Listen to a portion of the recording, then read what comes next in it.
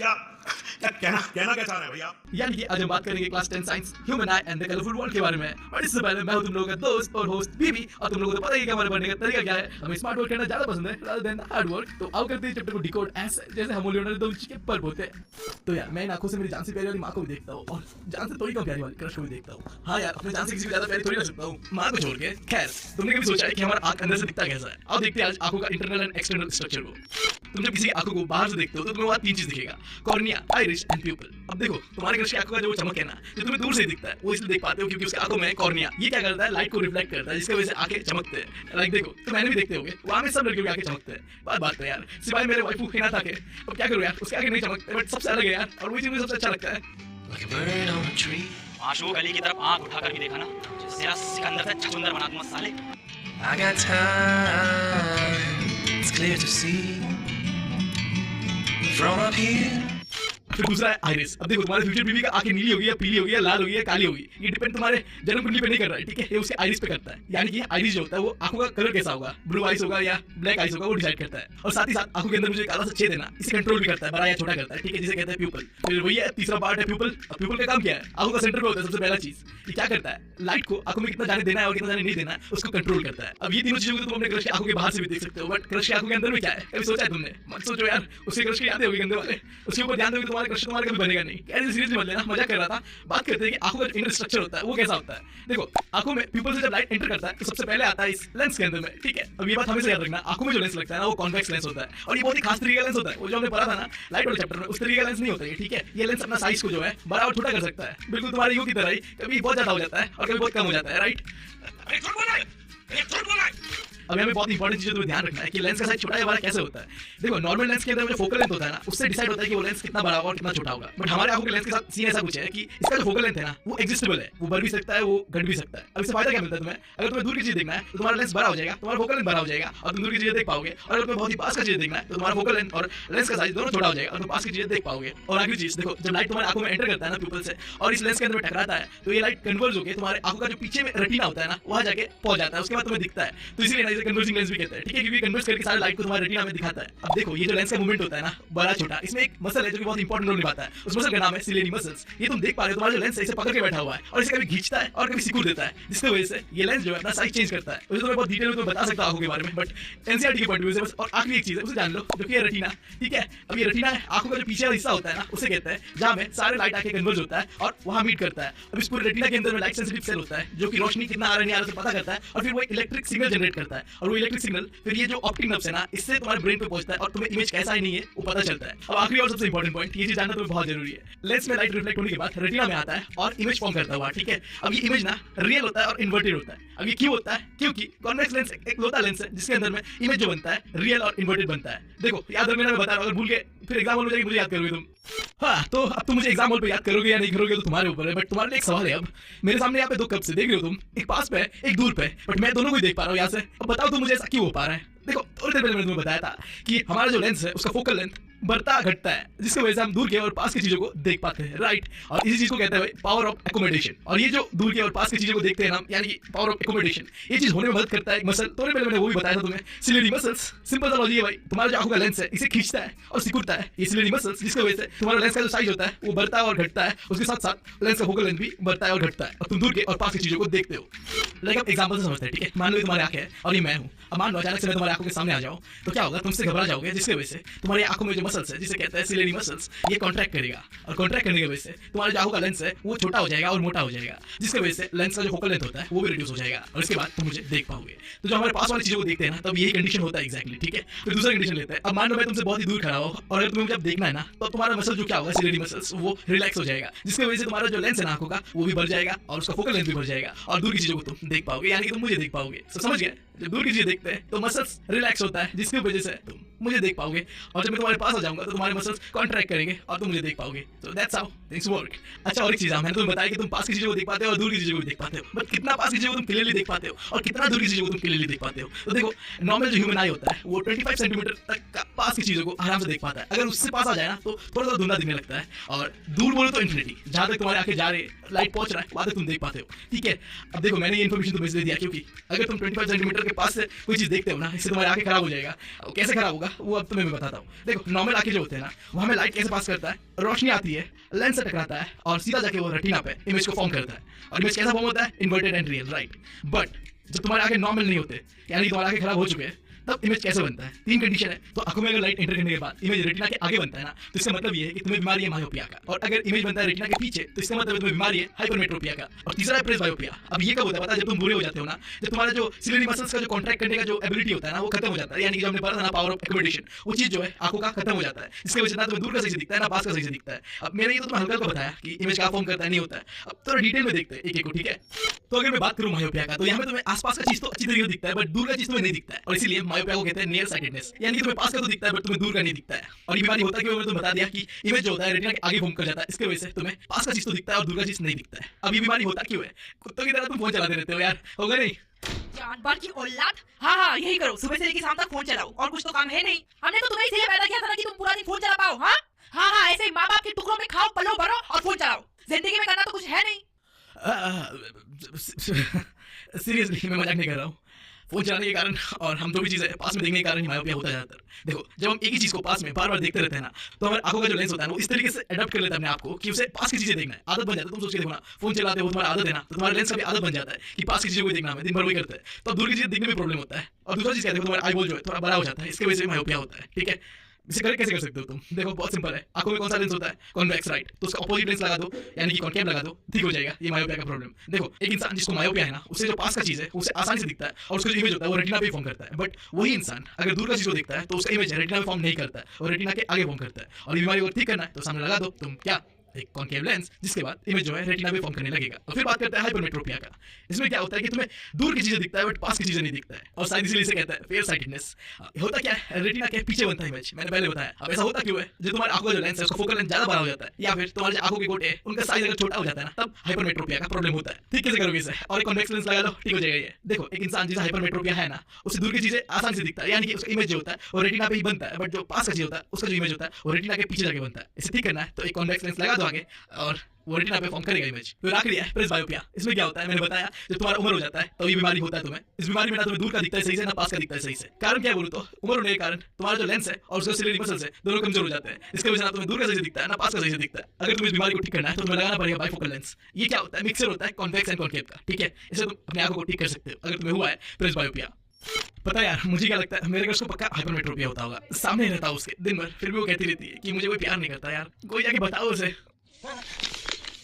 और मुझे ना मायोपिया है, वो भाव बिल्कुल नहीं देती है मुझे, फिर भी मैं उसी के पीछे पड़ा हूँ। इतना बड़ा दुनिया है, दूर में थोड़ा देखता हूँ तो कोई ना कोई मिल ही जाएगी, बट नहीं, मैं तो चूतिया हूँ, उसी के पीछे भागा पड़ा हूँ। खैर इस बात को इग्नोर करना, हम बढ़ते आगे सीधा। ह्यूमन आई कंप्लीट कर लिया है, अब बात करते हैं कलरफुल वर्ल्ड। ये जो आगे है इससे हम जो रंग बिरंगी दुनिया देखते हैं वो दुनिया कैसी है? सबसे पहला है डिस्पर्जन ऑफ लाइट।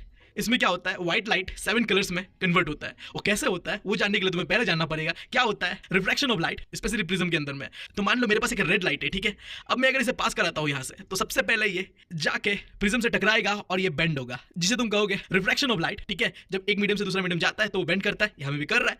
अब फिर जब ये लाइट प्रिज्म से बाहर निकलेगा तब क्या होगा, फिर मीडियम चेंज होगा, ये प्रिज्म से एयर पे जाएगा। तो जब भी मीडियम चेंज होता है बेंड होता है, दोबारा बेंड होगा। तो देखा तुमने यहाँ पे 2 बार बेंड हुआ। अब बेंड होने के बाद देखो प्रिज्म के अंदर में 3 लाइन बन रहा है। पहला है इंसिडेंट रे, दूसरा है रिफ्रैक्टेड रे और आखिरी है इमर्जेंट रे, ठीक है? अब ये जो तुमने इस डायग्राम में रिफ्रैक्शन ऑफ लाइट को देखा ना, यहाँ में क्या है देखो, एक सिंगल लाइट है। तो अगर तुम कोई भी सिंगल रेड, ब्लू, ऑरेंज कुछ भी कलर का लाइट को प्रिज्म से पास करोगे ना, तो उसका कलर चेंज नहीं होगा, वो जैसा वैसे रहेगा। इसे कहते हैं मोनोक्रोमैटिक लाइट। बट मेरे भाई, जब तुम व्हाइट लाइट को प्रिज्म से पास करते हो ना, तो वो 7 लाइट्स में कन्वर्ट हो जाता है। पता नहीं है कि तुम्हें? देखो अगर तुमने इस व्हाइट लाइट को इस प्रिज्म के अंदर में पास किया तो ये 7 रंगों में बदल गया, देखा तुमने? बट ये चीज मोनोक्रोमैटिक लाइट के साथ नहीं होता है। मतलब मैं कहना ये चाह रहा हूँ, व्हाइट छोड़ के जितने भी अलग लाइट्स है, जो सिंगल लाइट होगा, ठीक है, चाहे वो रेड हो, येलो हो, ब्लू हो, उसे अगर तुम प्रिज्म से पास करोगे तो ये चीज नहीं होगा कि वो 7 कलर में कन्वर्ट हो जाएगा, ठीक है? सिर्फ ये होता है व्हाइट लाइट के साथ, और इसी चीज को कहता है डिस्पर्जन ऑफ लाइट। बहुत सिंपल है यार, व्हाइट लाइट 7 रंगों में बदल गया, that's called dispersion of light. और इन 7 रंगों को प्रिज्म से बाहर निकलने के बाद कहता है स्पेक्ट्रम। अब क्या क्या ये 7 रंग? Violet, indigo, blue, green, yellow, orange and red, right? अब ये जो मैंने तुम्हें बताया ना कि अगर तुम सफेद लाइट को प्रिज्म से पास करते हो तो 7 रंगों में बदल जाता है वो, ये मुझे नहीं पता था, ठीक है? ये पहली बार किसको पता चला था? पता है आइजैक न्यूटन को। उस बंदे ने ऐसा करके देखा था, एक प्रिज्म के अंदर में सफेद लाइट को दोहराया और उसे 7 रंगों में लाइट बिखरता हुआ दिखा, तो उसे पता चला कि भाई ऐसा भी होता है, और तब से बनना शुरू हो गया नाम डिस्पर्जन ऑफ लाइट। बट भाई हमारा वहां तक रुका नहीं, ठीक है? पता है तुम्हें साइंटिस्ट लोगों का अलग ही चुल रहता है, हर चीज में उन्हें उंगली करना होता है भाई। तो यार रुकने वाला थोड़ी था हमारा आइजैक न्यूटन। उसने सोचा कि अब 7 रंग आए ना, ठीक है, तो मैं क्या करता हूँ और एक प्रिज्म को लेता हूँ और उसके बाद लाइट दोहराता हूँ, क्या पता 7 की जगह इस बार डबल आ जाए उसका। बट ऐसा कुछ नहीं होता है, फ्लॉप हो जाता है वो। बट फिर भी वो नहीं रुका, ठीक है, हार नहीं माना उसने क्या किया इस बार, प्रिज्म को उल्टा किया, ठीक है। उल्टा करने के बाद जब लाइट दोहराया तो एक नया चीज होता है, वो 7 रंग जब उल्टे वाले प्रिज्म पे पड़ा ना, तो वो 7 रंगों ने फिर से कंबाइन होकर बना दिया एक व्हाइट कलर, यानी कि व्हाइट लाइट। भाई गजब ही है ये आइजैक न्यूटन, बंदे ने मेहनत तो किया यार एक्सपेरिमेंट करके। अब तुम भी थोड़ा मेहनत करके से याद रख लेना बस कि कैसे उसने पहले व्हाइट लाइट को फिर व्हाइट लाइट में कन्वर्ट किया। मतलब जरूरत क्या था यार, था तो वो व्हाइट, फिर उसे कलर, फिर व्हाइट। हमेशा यार आसान चीज़ों को डिफिकल्ट बनाना है इन साइंटिस्ट लोगों को। सही है, करो यार। अच्छा सर रुको, एक चीज़ तो बताना मैं भूल ही गया तुम लोगों को। क्या करो यार, 1 GB वाला मेमोरी है मेरा, बात भूल जाता जल्दी। अब डिस्पर्जन होने के बाद जो ये 7 रंग बने ना प्रिज्म के अंदर, तुमने सोचा है कि रेड ऊपर क्यों है और वायलेट जो है वो नीचे क्यों है? देखो इसका सिंपल एक्सप्लेनेशन तो ये है कि रेड थोड़ा कम बेंड हुआ है और वायलेट जो है थोड़ा ज़्यादा बेंड हुआ है, इसकी वजह से वायलेट नीचे है और रेड ऊपर है। बट अगर तुम थोड़ा कॉम्प्लिकेट करो इस चीज़ को और थोड़ा डीपली बताओ तो तुम कह सकते हो ये बेंड जो हुआ है ना, रेड कम और वायलेट ज़्यादा, ये इसलिए हुआ है क्योंकि रेड का जो वेवलेंथ है ना वो थोड़ा ज़्यादा होता है, जबकि जो वायलेट का वेवलेंथ है वो छोटा होता है, रेड से सबसे छोटा होता है, ठीक है, इसलिए वो सबसे नीचे, और रेड का सबसे ज़्यादा होता है, इसके वजह से वो सबसे ऊपर है। यही बात है। तो यार हमने कंप्लीट कर लिया अब डिस्पर्जन ऑफ लाइट को। अब आंखों से दूसरा क्या चीज देखते हैं हम, रंग बिरंगा रेनबो। यार देखो मेरा ही मानना है कि दुनिया के अंदर में अगर कोई दूसरा सबसे रंग बिरंगा चीज है ना तो वो है रेनबो। तुम पूछोगे दूसरा क्यों, पहला कौन सा फिर? तो पहला है 500 और 2000 के नोट। भाई बहुत ही रंग बिरंगे होते हैं, उसे तुम कुछ भी कर सकते हो जो तुम चाहते हो, है कि नहीं? खैर ये तो जोक सपाट था। अब सवाल ये उठता है कि रेनबो बनता कैसे है? सोचा है तुमने कभी? बीबी जब इंद्र भगवान तीर मारते हैं ना तो उससे बनता है इंद्रधनुष, यानी कि रेनबो। क्या तुम्हें ऐसा लगता है? नहीं मेरी जान, ऐसा नहीं होता। सुनो मेरी बात, जब बारिश और धूप एक साथ आ रहा होता है ना तब बनता है रेनबो। बट देखो रेनबो बनने के लिए ना 3 चीजें एक साथ होना पड़ेगा। वो 3 चीजें क्या है? Refraction of light, dispersion of light and internal reflection of light. देखो इस आसानी से समझते हैं इस पानी के बूंद वाटर ड्रॉपलेट के साथ, ठीक है। सन से क्या निकलता है? व्हाइट लाइट, ठीक है। अब ये व्हाइट लाइट इस पानी के बूंद में एंटर करेगा। जैसे एंटर करेगा तो होगा क्या? सबसे पहले रिफ्रैक्शन, यानी ये बेंड होगा। और जैसे ये बेंड होगा तो मैंने बताया तुम्हें जब व्हाइट लाइट बेंड होता है तो वो 7 रंगों में बढ़ जाता है, यानी कि यहाँ हुआ क्या? डिस्पर्जन ऑफ लाइट, ठीक है। अब डिस्पर्जन ऑफ लाइट होने के बाद नॉर्मली क्या होना चाहिए? दोबारा ये रिफ्रैक्ट होगा, बेंड होगा और ये पानी के बूंद से बाहर निकल जाएगा, राइट। बट यहाँ ऐसा नहीं होता। देखो यहाँ क्या हो रहा है? इंटरनल रिफ्लेक्शन हो रहा है, यानी कि मैं सिंपली बताऊं तो लाइट जो बाहर नहीं निकल रहा है पानी के बूंद से, वो रिफ्लेक्ट हो रहा है और फिर आखिर में जाके वो रिफ्रैक्ट हो रहा है। और ये तीनों चीजें जब एक साथ होता है ना तब बनता है रेनबो, जो कि तुम अपने आंखों से देख पाते हो। बट यहाँ ध्यान रखने वाली बात ये है, ये जो इंटरनल रिफ्लेक्शन हुआ ना इस वाटर ड्रॉपलेट के अंदर में, ये तभी होगा जब 2 कंडीशन फुलफिल होगा। पहला, वो लाइट एक डेंसर मीडियम से एक रेयर मीडियम पे जा रहा होगा, और दूसरा उस लाइट का एंगल ऑफ इंसिडेंट जो होगा 90 डिग्री से ज्यादा होना पड़ेगा, यानी कि एक्यूट एंगल से ज्यादा होना पड़ेगा लाइट का जो एंगल ऑफ इंसिडेंट है उसे। अगर दोनों कंडीशन फुलफिल होता है तो होगा इंटरनल रिफ्लेक्शन, और अगर ये तीनों चीज एक साथ होता है यानी कि रिफ्रैक्शन, डिस्पर्जन और इंटरनल रिफ्लेक्शन, तब बनेगा एक प्यारा इंद्रधनुष, या फिर तुम कह लो रेनबो। अब मैंने ये तो बता दिया तुम्हें कि रेनबो बनता कैसे। अब रेनबो बनता क्या है यार? तुम 3 जगह ले लो, कहीं भी आसमान में जब बारिश और धूप एक साथ आ रहा होगा तब रेनबो बनता हुआ दिखेगा तुम्हें, या फिर जो फाउंटेन होता है ना, वाटर फाउंटेन, वहां बनता है, या फिर बड़े बड़े जो वाटरफॉल होते हैं यानी कि जो झरने होते हैं वहां भी तुम्हें रेनबो बनता हुआ दिखता है कभी कभी, ठीक है। और एक चीज और याद रखना, रेनबो जो होता है हमेशा ही जिस डायरेक्शन पे सन है उसके ऑपोजिट डायरेक्शन पे बनता है। अब हमारा अगला टॉपिक है एटमॉस्फेरिक रिफ्रैक्शन। हमने अभी तक लाइट को रिफ्रैक्ट करवा के देखा है प्रिज्म से, वाटर ड्रॉपलेट से। अब समय है कि हम लाइट को रिफ्रैक्ट करवाए एटमॉस्फेयर पे। देखो जब तुम लाइट को ना रिफ्रैक्ट करवाते हो एटमॉस्फेयर पे तो उससे कई सारी चीजें होता है, like twinkling of stars, scattering of light, advance sunrise and delay sunset, और colour of sky appears blue, यानी कि आसमान नीला दिखता है और आखिरी क्लाउड व्हाइट दिखता है। ये सारी चीजें होता है due to atmospheric refraction. 1 by 1 देखते हैं और चैप्टर को खत्म करते हैं। बट इससे पहले यार वैलेंटाइंस डे आने वाला है, नहीं? बट हम सिंगल लोगों का क्या होगा यार? हमें तो बस इंस्टाग्राम पे मीम देख के अपना जिंदगी बिताना पड़ेगा, और मेरा हालत तो इतना खराब है भाई साहब, 2 बार रिजेक्ट हो चुका हूँ। अब क्या कहूँ, कोई पूछता है ना कि भाई तेरा वैलेंटाइंस डे का प्लान क्या है, तो मैं बस उसे यही बताता हूँ। भाई जो स्टैंडर्ड का लड़का होगा ना जैसे मेरी तरह, वो कभी भी Valentine day, kiss day, rose day, hug day ये नहीं मनाएगा। अच्छे लड़के लड़के वो कभी नहीं मनाते। ये जितने भी मल्ले बेरोजगार छपरी होती है ना, ये बनाते हैं Valentine day, kiss day, rose day, जो घर से वेले। एटलीस्ट अपना सेल्फ रिस्पेक्ट तो दूसरों को दिखाता हूँ कि बचा हुआ है, जबकि वो नहीं बचा हुआ है, खत्म हो चुका है। बट क्या करो यार, दिखाना पड़ता है। खैर हम सीधा बढ़ते हैं अब एटमॉस्फेरिक रिफ्लेक्शन में, जहाँ सबसे पहले देखेंगे कि एटमॉस्फेरिक रिफ्लेक्शन के कारण कैसे तारे चमकते हैं। देखो तारे तभी चमकते हैं यानी कि ट्विंकलिंग करते हैं जब सबसे पहला तो ये जो स्टार है ना जो कि बहुत दूर होता है, उसका रोशनी एटमॉस्फेयर पे पड़ रहा होता है, ठीक है। जैसे ही वो एटमॉस्फेयर को टच करता है ना तो उसका एक इमेज बनता है हमारे पास पे। रियलिटी ये होता है कि स्टार जो बहुत दूर होता है, बट एक उसका नकली इमेज जो कि हमें लगता है कि असली है, वो हमारे पास बन जाता है, जिसे तुम कहते हो अपीयरेंट पोजीशन ऑफ स्टार, ठीक है। अब ये जो नाम है ना अपीयरेंट, इससे ही बात क्लियर है। वो चीज जो कि दिखता तो है रियल है बट वो रियल नहीं होता है, उसे कहते हैं अपीयरेंट स्टार या फिर अपीयरेंट पोजीशन ऑफ स्टार। तो यहाँ में यही हो रहा है। देखो रियलिटी ये है कि ये स्टार बहुत ही दूर है, बट जैसे ये लाइट एटमॉस्फेयर पे एंटर करता है इसका एक नकली इमेज बनता है जो कि हमारे पास होता है और हमें लगता है कि ये रियल स्टार है, जबकि ये रियल स्टार नहीं होता है। अब दूसरा कंडीशन ये होता है कि जब ये लाइट एटमॉस्फेयर के अंदर में एंटर करके हमारे आंखों पे आ रहा होता है ना, तो ये कई बार बेंड होता है, कभी ये इधर रिफ्लेक्ट होता है, कभी उधर रिफ्लेक्ट होता है। अब ये इसलिए रिफ्लेक्ट होता है क्योंकि अर्थ का जो एटमॉस्फेयर है ना, उसका जो अलग अलग लेयर्स है वहां में डेंसिटी अलग अलग होता है। यानी कि तुम सिंपली कह लो अर्थ के एटमॉस्फेयर का रिफ्लेक्टिव इंडेक्स अलग अलग लेयर में अलग अलग होता है, तो कहीं ज्यादा बेंड होता है, कहीं कम बेंड होता है, और कुल मिला के जब ये आंखों में आ रहा होता है हमें ऐसा लगता है कि ये तारे चमक रहे हैं। बट रियलिटी ये होता है ना तारे चमकते हैं, और जो तारे को तुम देख रहे हो वो भी रियल है नहीं, वो तो एक नकली इमेज है जो कि एटमॉस्फेरिक रिफ्लेक्शन के कारण ही दिखता है तुम्हें। जो असली तारा है वो तो काफी दूर में है, तुमने तो बस एक एपेरेंट स्टार को देखा है, यानी कि नकली स्टार को देखा है। ठीक है, अब तुम सोच रहे होगे कि चलो तारे चमकते हैं, मान लिया मैंने, तुमने बता दिया कि हाँ ये दो कारणों की वजह से तारे चमकते हैं, बट प्लैनेट्स क्यों नहीं चमकते हैं? देखो बहुत सिंपल है, प्लैनेट्स इसलिए नहीं चमकते हैं क्योंकि प्लैनेट्स तारों की तरह इतना दूर में नहीं होता, तारे बहुत दूर होते हैं यार, बट प्लैनेट्स हमारे सोलर सिस्टम के अंदर ही होता है, जिसकी वजह से वहां से जो लाइट है बहुत ज्यादा अमाउंट पे हमारे एटमॉस्फेयर पे एंटर करता है और ये रिफ्लेक्ट कम करता है, जिसकी वजह से ये चमकता नहीं है, यानी कि ट्विंकल नहीं करता है। एक मिनट रुको और मेरी बात सुनो, ये क्या है तुम मुझे बता सकते हो? बस 29% लोगों ने सब्सक्राइब किया चैनल को, बाकी लोग कर क्या रहे हैं? तुम लोग साथ ही में आए हो? हाँ, मेरी तरफ से मैं इतना एफर्ट डाल रहा हूँ और तुम लोगों की तरफ से तुम एफर्ट ही नहीं डाल रहे हो यार। तुम्हें पता नहीं है कि चैनल के बारे में सिंगल बाबा का श्राप लगा हुआ है चैनल में, जो भी आज तक बिना सब्सक्राइब करके गया है ना वो सिंगल ही मरा है। मुझे देख लो यार, देखा आपने लापरवाही का नतीजा है। मैं मजबूर था बट तुम नहीं हो, तो सब्सक्राइब जरूर करना चैनल को। अभी हमारा अगला topic advance sunrise and delay sunset.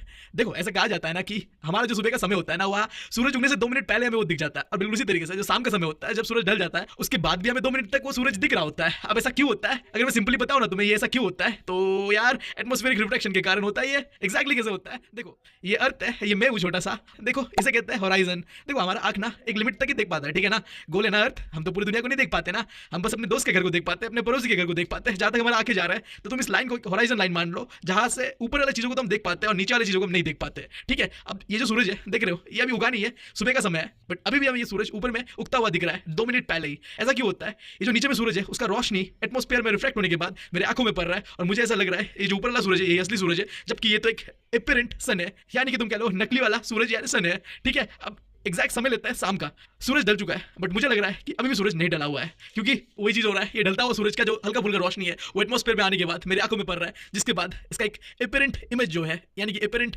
सन जो है वो मुझे अभी भी ऊपर दिख रहा है, जबकि ऊपर है नहीं, अभी ढल चुका है। ठीक है, तो यही फिनोमिना है advance sunrise and delay sunset का। तो चलो अब बात करते हैं स्कैटरिंग ऑफ लाइट के बारे में। देखो सनलाइट से रोशनी आता है अर्थ के अंदर, एटमॉस्फेयर के अंदर एंटर करता है, और तुम्हें पता है एटमॉस्फेयर के अंदर में ना हमारे ढेर सारे गैसेस है, ऑक्सीजन से लेकर नाइट्रोजन तक। ठीक है, अब ये जो गैस मॉलिक्यूल्स है ना, इसके अंदर में सन का जो लाइट होता है वो आता है, और ये मॉलिक्यूल्स उन लाइट्स को अपने अंदर में एब्जॉर्ब कर लेता है, और एब्जॉर्ब करने के बाद ये अपने अंदर रख नहीं पाता उसे, वो चित्र भीतर फेंक देता है उधर उधर। ठीक है, और इसी को कहता है स्कैटरिंग ऑफ लाइट। यार तुम ऐसा समझो, लाइट ना अपने आप को ये गाना गा रहे हो, बिखरने का मुझको शौक है बड़ा, समेटेगा मुझको तू जरा बता। हाँ ठीक है, मैं गाना घटिया गाता हूँ, बट ये समझा रहा था तुम्हें कि लाइट को ना बिखरने का शौक होता है, और उस शौक को पूरा करता है एटमॉस्फेयर के अंदर में जो ढेर सारे गैस मॉलिक्यूल्स हैं वो एब्जॉर्ब करते हैं पहले लाइट को वो मॉलिक्यूल्स, और उसके बाद उन्हें स्कैटर्ड कर देते हैं। ठीक है, और ये स्कैटरिंग ऑफ लाइट का बेस्ट एग्जांपल है टिंडल इफेक्ट, जहाँ में क्या होता है कुछ कोलाइडल पार्टिकल होता है, उसके अंदर में जब तुम लाइट को दोहराओगे तो वो स्कैटर्ड करने लगता है। लाइक हम एग्जांपल लेते हैं, कोई एक रूम है जहाँ में क्या है बहुत ज़्यादा धूल जमा हुआ है, तो अगर उस रूम में सूरज की रोशनी आता है तो तुम्हें स्कैटरिंग इफेक्ट दिखता है।